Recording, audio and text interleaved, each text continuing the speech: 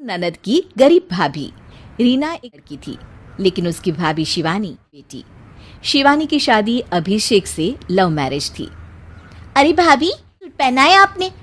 काश ऐसा मैं भी पहन। अरे क्यों नहीं रीना, वैसे भी तुम्हारा और मेरा नाम जब मन करे पहन लेना। भाभी, पापा ने कितने अच्छे कपड़े गहने दिए हैं।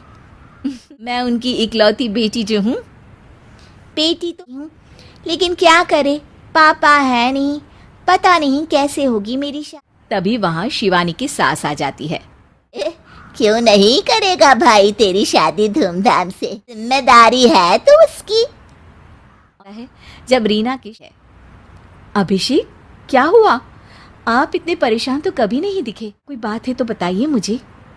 अरे शिवानी, वैसे तो शादी कर गया है, लेकिन गहनों का रेट तो आसमान छू रहा है। कैसे क्या करूं, कुछ समझ में ही नहीं आ रहा। थोड़ी देर में शिवानी अपने पूरे गहने अभिषेक के सामने रख देती है।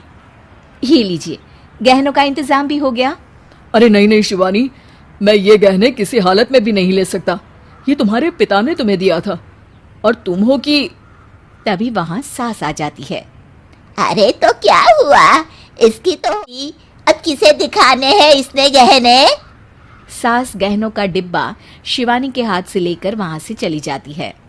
रीना की शादी धूमधाम से होती है और अब वो बड़े घर की बहू बन जाती है। वहीं रीना की शादी के बाद शिवानी और अभिषेक उसकी शादी के कर्जों से डूब जाते हैं। मैं सोच रही हूँ नौकरी करनी शुरू कर दूँ, आपकी थोड़ी मदद भी हो जाएगी। वैसे शिवानी, कुछ दिन कर लो तो अच्छा ही होगा, क्योंकि ज़रूरत भी है। अब शिवानी भी नौकरी करने लगती है और घर खर्चे में अभिषेक का हाथ बटाती है। एक दिन शिवानी, रीना का फोन आया था, कह रही थी कि आने वाले त्योहार में उसके ससुराल जाना है। ठीक है माँ।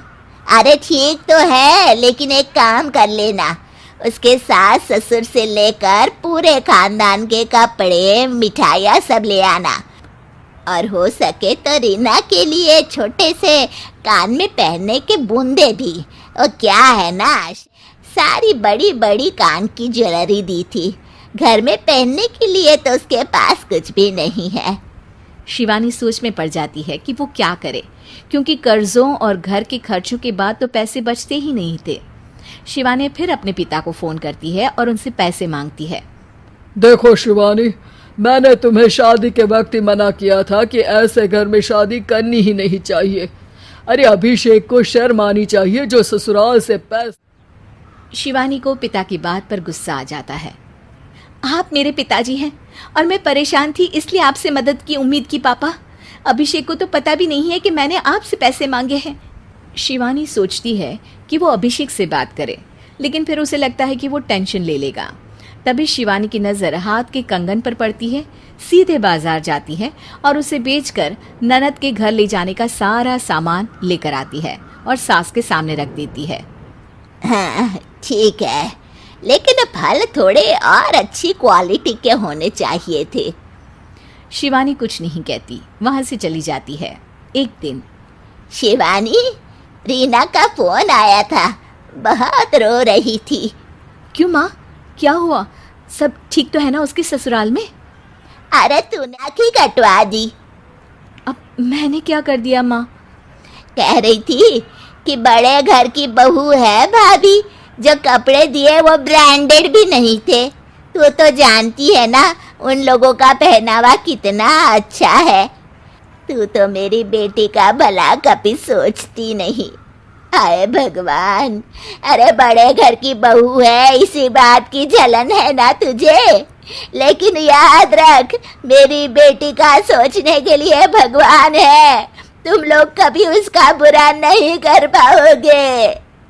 अब शिवानी के मन में सवाल था कि क्या ईश्वर सिर्फ उसके साथ नहीं, लेकिन उसे सुकून था कि वो अभिषेक के साथ उसकी जिम्मेदारियों को निभाने में बराबरी की हकदार है।